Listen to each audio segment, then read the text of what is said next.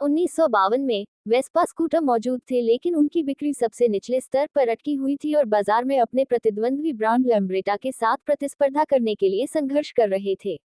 Vespa के मालिक Enrico पियाजेओ कर्ज पर ब्याज के कारण भुगतान नहीं कर सके। एक कर्मचारी ने रोची बैटलग्लिया नाम का बैंक, जो जानबूझकर कंपनी पर अपना दावा करना चाहता था, उदारतापूर्वक ऋण दे रहा था, लेकिन फिर अचानक भुगतान करने के लिए कहा। उस आदमी से मिलने के बाद एनरिको की हालत जटिल होती जा रही थी। बैंक छोड़ने के बाद एनरिको को अपने कर्मचारियों की बेचैन आवाजें सुनने के लिए कार्यालय लौटना पड़ा, जिन्होंने अफवाहें सुनी कि उनकी कंपनी संकट में थी। इस बीच महिला कर्मचारी अपने कार्यालय में उस समय Hollywood mega star Audrey Hepburn के बारे में बातें कर रही थी, जो ग्रेगरी पैक के साथ रोमन हॉलिडे नामक फिल्म की शूटिंग के लिए रोम गए थे। दो अमेरिकियों के बारे में एक फिल्म जो रोम शहर में प्यार में है। एनरिको, जो संयोगवश वहां से गुजरा, उसने चिड़चिड़ेपन की आवाज सुनी और फिर इसके बारे में लेख पढ़ने के लिए अखबार उठा लिया। फिर उन्होंने अपने सहायक ताडिनी और अपने विज्ञापन स्टाफ को आमंत्रित किया। सुसो अपने कार्यालय में एनरिको ने सुसो को ऑड्रे के साथ एक रोमन अवकाश पोस्टर बनाने के लिए कहा। पृष्ठभूमि के रूप में कोलोसियम के साथ हेपबर्न और ग्रेगरी पैक। उनके पास वेस्पा को फिल्म में प्रदर्शित करने का विचार था, इसलिए उन्होंने तुरंत सुसो को, जो अंग्रेजी में पारंगत है, रोम रवाना होने के लिए भेजा ताकि फिल्म निर्देशक को वेस्पा को अपनी शूटिंग संपत्ति के रूप में उपयोग करने के लिए मनाने की कोशिश की जा सके। कुछ ही समय बाद सुसो रोम के सिनेसेटा गए, जहां शूटिंग हुई थी। उन्होंने निर्देशक विलियम वायलर से मिलने की कोशिश की। गर्मजोशी से स्वागत के बजाय सुसो की यात्रा को अस्वीकार कर दिया गया और उसे वहां से निकाल दिया गया। तभी उसकी मुलाकात हुई पीटर पनेटा, एक अमेरिकी पत्रकार जो शूटिंग गतिविधियों को कवर करने के लिए ड्यूटी पर थे। पीटर का वायलर के साथ एक साक्षात्कार कार्यक्रम था, इसलिए सुसो ने मौके का फायदा उठाते हुए उनसे निर्देशक को एक संदेश देने के लिए कहा। पीटर ने खुशी से मदद की और उससे वेस्पा के बारे में एक कहानी बताने को कहा। यह सब दूसरे विश्व युद्ध के बाद शुरू हुआ। पियाजियो कंपनी, जो मूल रूप से एक युद्धपोत निर्माण कंपनी थी, को बमों से नष्ट कर दिया गया। रिनाल्डो पियाजियो के बेटे एनरिको पियाजियो, जो अपने पिता की कंपनी के उत्तराधिकारी बने, ने विरासत को पुनर्जीवित करने की कोशिश की। सौभाग्य से उन्हें उन श्रमिकों से मदद मिली जो वफादार बने रहे, भले ही उनकी कंपनी अभी तक काम करने में सक्षम नहीं थी। 1944 में एनरिको ने वीरतापूर्वक नाजी सैनिकों को रोका, जो अपने कर्मचारियों को जर्मनी में सैन्य सेवा से गुजरने के लिए मजबूर करने की कोशिश कर रहे थे। एनरिको को अपने कृत्य के कारण बंदूक के घाव से पीड़ित होना पड़ा। हालांकि वह जीवित रहने में कामयाब रहा और उसका नाम पोंटेडीरा के निवासियों के बीच अधिक से अधिक प्रसिद्ध हो गया। वह छोटा शहर जहां वे रहते हैं, पीसा शहर के निकट एक शहर। युद्ध के बाद इतालवी राज्य ने मित्र राष्ट्रों की मदद से महत्वपूर्ण कंपनियों को सहायता प्रदान करने के लिए एक पुनर्निर्माण समिति बनाई, जो युद्ध के दौरान नष्ट हो गई थी, ताकि इतालवी उद्योग को फिर से विकसित करने में मदद मिल सके, साथ ही आर्थिक चक्र को गति मिल सके। समुदाय एनरिको पुनर्निर्माण समिति के अध्यक्ष से मिलने आए। उस व्यक्ति ने कहा कि पियाजियो परिवार वास्तव में सहायता का हकदार है, लेकिन उस व्यक्ति ने इसके बजाय मदद करने की पेशकश की। स्थिति, वह पियाजियो के लिए बड़े पैमाने पर फंडिंग वितरित करने में मदद करने की कोशिश करेंगे, बशर्ते कि फंड कंपनी द्वारा विभाजित किया गया हो। एनरिको ने इस प्रस्ताव को साफ तौर पर अस्वीकार कर दिया और कार्यालय से बाहर चला गया। कार्यालय छोड़ने के बाद उनकी मुलाकात एक माँ और बच्चे से हुई, जो हाल ही में वहां एक बैठक में शामिल हुए थे। माँ पाउला हैं, जो एक इतालवी सैन्य नायक की विधवा है जिनकी द्वितीय विश्व युद्ध में मृत्यु हो गई थी। एनरिको ने उन्हें पोंटेडीरा में एक साथ घर जाने के लिए आमंत्रित किया। रास्ते में पाउला की बेटी एंटोनेला ने कहा कि उसे बिल्लियां पसंद हैं, इसलिए एनरिको ने उन्हें बिल्ली के बच्चों को देखने के लिए पहले अपने घर पर रुकने के लिए आमंत्रित करने का फैसला किया। संयोग से उसके घर में कुछ नवजात बिल्ली के बच्चे थे। बिल्ली के बच्चों को देखने के बाद वह उन्हें अपने घर ले गया। एनरिको ने देखा कि एंटोनेला को बिल्लियां पसंद होने के अलावा स्कूटर से खेलना भी पसंद था। जब एनरिको घर पहुंचा, तो उसने तुरंत अपने भाई अरमांडो को पुनर्निर्माण समिति के अध्यक्ष के साथ अपनी बैठक के बारे में बताया। उन्होंने समिति के प्रस्ताव को छोड़ने का फैसला किया और अपने पिता के शब्दों पर अधिक ध्यान केंद्रित किया कि एक सच्चा उद्यमी कभी भी नवाचार करना बंद नहीं करता है। फिर वे इन्वेंट्री गोदाम में गए और उन वस्तुओं की जांच की जो अभी भी उपलब्ध थी और जिनका अभी भी उपयोग किया जा सकता था। यह पता चला कि लैंडिंग गियर और स्टार्टर इंजन जैसे छोटे विमानों के लिए कुछ हिस्से थे। भागों के वैकल्पिक उपयोग के बारे में पूछे जाने पर मैकेनिक ने कहा कि इसका उपयोग छोटी मोटरसाइकिल बनाने के लिए किया जा सकता है, जो आमतौर पर सहयोगी सैनिकों द्वारा उपयोग की जाती है। एक कार्यात्मक लेकिन आकार में बदसूरत कुशमैन मोटरसाइकिल, मालवाहक मोटरसाइकिल जिसका उस समय मित्र देशों की सेनाओं द्वारा भारी उपयोग किया जाता था। कंपनी में एक मीटिंग हुई। युद्ध समाप्त होने के बाद इटली में विनाशकारी बुनियादी ढांचे की स्थिति को ध्यान में रखते हुए एनरिको ने अपने कर्मचारियों को एक सरल परिवहन पर विचार करने के लिए आमंत्रित किया, जो किफायती था और हर कोई इसका उपयोग कर सकता था, लेकिन हवाई जहाज के स्पेयर पार्ट्स का उपयोग करके इसे इकट्ठा किया जा सकता था। एंटोनेला से प्रेरित होकर उन्होंने सुझाव दिया कि वे एक मोटर चालित स्कूटर बनाएं। फिएट कंपनी, जिसने एक कॉम्पैक्ट परिवहन फिएट टोपोलिनो जारी किया था, को संदर्भ के रूप में लेते हुए एनरिको ने पेपरिनो नाम के साथ एक मोटरबाइक संस्करण का प्रस्ताव रखा। दुर्भाग्य से एनरिको के पास धन की कमी थी, इसलिए उसे बैंक से ऋण लेने की आवश्यकता थी। एक दिन हमेशा की तरह एनरिको ने सप्ताहांत ग्रामीण इलाके में बिताया और अपने सहयोगियों के साथ टेनिस खेला। उन्होंने हाई स्कूल की अपनी पूर्व प्रेमिका लिविया से भी मुलाकात की। उनकी मुलाकात बट्टाग्लिया नाम के एक बैंकर से भी हुई, जिसने स्पष्ट रूप से आसानी से उनका ऋण पारित कर दिया, भले ही राशि काफी बड़ी थी। बट्टाग्लिया के ऐसा करने का कारण यह था कि पियाजियो परिवार एक ऐसा परिवार था जिसने पोंटेडीरा शहर में योगदान दिया था। वे पियाजियो परिवार की सेवाओं को भूल कर नहीं जा सकते थे। उस रात एनरिको और लिविया एनरिको के घर पर शाम बिता रहे थे। चूंकि वे दोनों पहले से ही अकेले थे, लिविया को सुलह करने का एक मौका मिला। फिर उन्होंने अपनी रात एक साथ बिताई। इस सब के पीछे एनरिको को इस बात का एहसास नहीं था कि बैटलग्लिया ने पुनर्निर्माण समिति के साथ मिलीभगत की थी। उन्होंने जानबूझकर एनरिको को एक बड़ी ऋण राशि दी, यह आशा करते हुए कि एनरिको विफल हो जाएगा ताकि वे पियाजियो कंपनी पर कब्जा कर सके। इस बीच पेपरिनो का उत्पादन किया गया। प्रोटोटाइप का एक साथ परीक्षण किया गया। जब एनरिको ने सुसो से मोटरसाइकिल को आजमाने के लिए कहा, तो वह ऐसा करने से झिझक रही थी। एक अन्य महिला कर्मचारी के साथ भी ऐसा ही हुआ। उसने कहा कि वह नहीं चाहती थी कि उसकी जान भी उजागर हो। समस्या सामने रखे गए इंजन की स्थिति थी। इसके बाद एनरिको ने गुस्से में अपने कर्मचारियों से इसे दोबारा डिजाइन करने को कहा। इसके बाद वह पीसा शहर में अपने परिचित हेलीकॉप्टर इंजीनियर कोराडिनो डी एस्कैनियो से मिलने आए।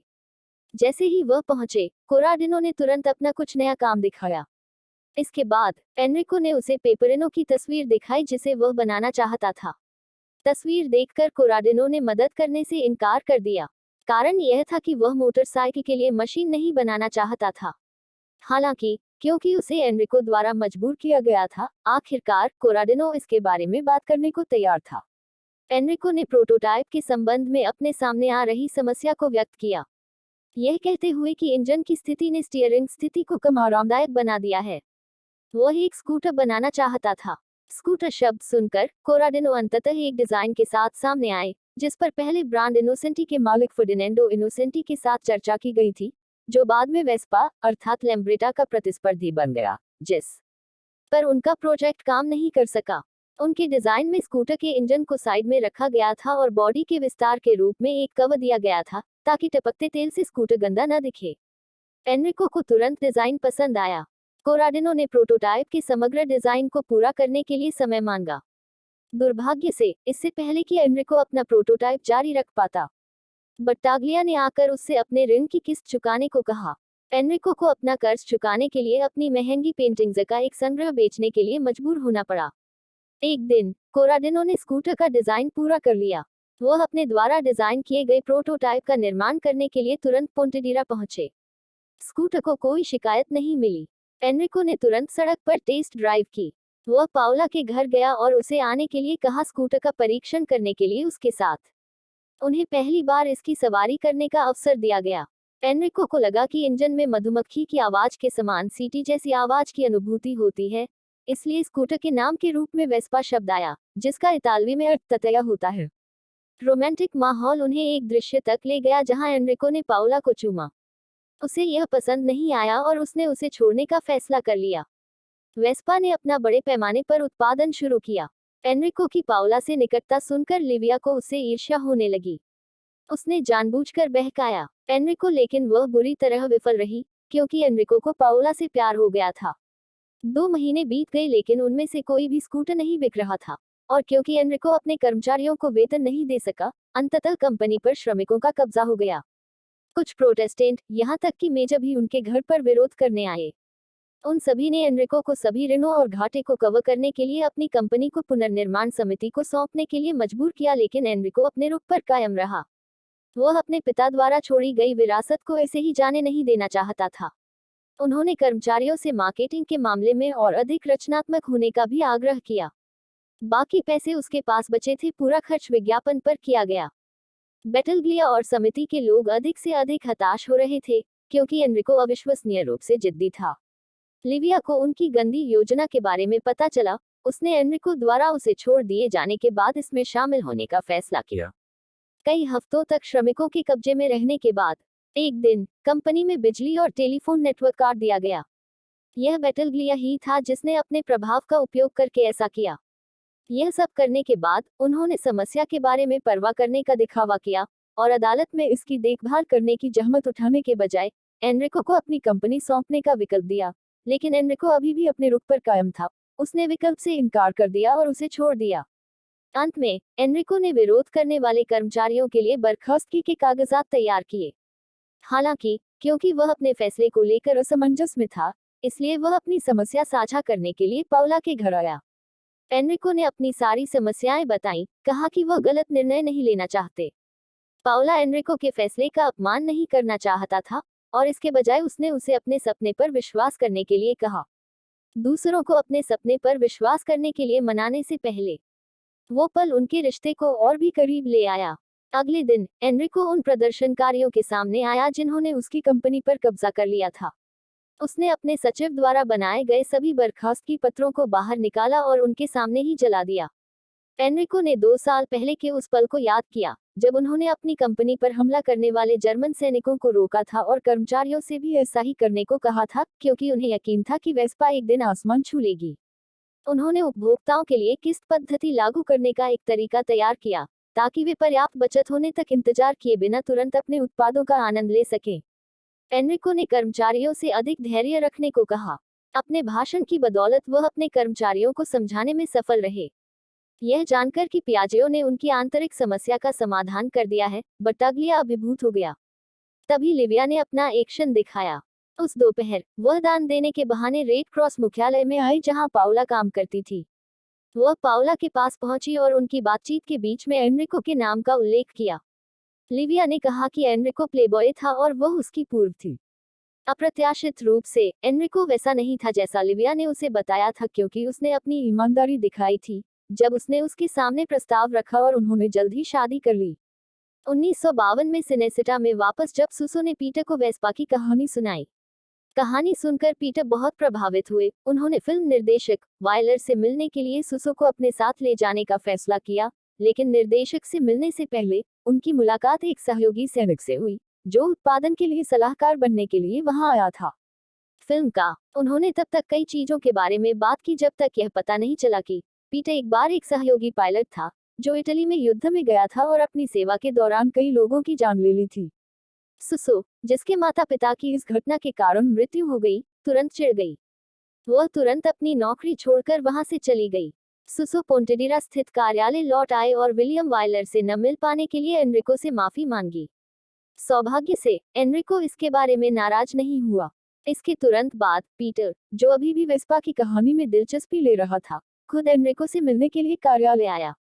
उन्हें युद्ध के बाद उभरी कंपनी की कहानी को अपनी पत्रिका में प्रकाशित करने में बहुत रुचि थी। फिर एनरिको ने पियाजेओ के बारे में कुछ बताया और बाद में सुसो से कहानी बताने को कहा।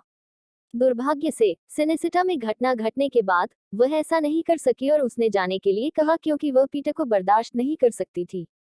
इस बात से चिंतित कि एक सुंदर लड़की ने उसे त्याग दिया था, पीटर ने एनरिको को अपनी बात बताई। एनरिको एक समाधान लेकर आया। उसने पीटर से कहा कि वह वेस्पा में से एक ले ले और सुसो को घुमाने ले जाए। फिर एनरिको ने उनके लिए एक तैयार किया, जबकि पीटर सुसो को अपने साथ आने के लिए कहने गया। फिर वे सवारी करने चले गए, लेकिन चूंकि यह पहली बार था जब पीटर ने स्कूटर चलाया, वह इसे बहुत अच्छी तरह से नियंत्रित नहीं कर सका। यह दृश्य देखकर एनरिको को एक विचार आया। फिर उन्होंने फिल्म में एक दृश्य बनाने के अपने पागल विचार को व्यक्त करने के लिए उन्हें अपने कार्यालय में वापस बुलाया, जहां 2 हॉलीवुड अभिनेता ऑड्रे हेपबर्न और ग्रेगरी पैक एक दृश्य में अपने स्कूटर की सवारी करते हुए दिखाई देते हैं। यह विचार कहीं से भी बैटलग्लिया के हाथों में लीक हो गया।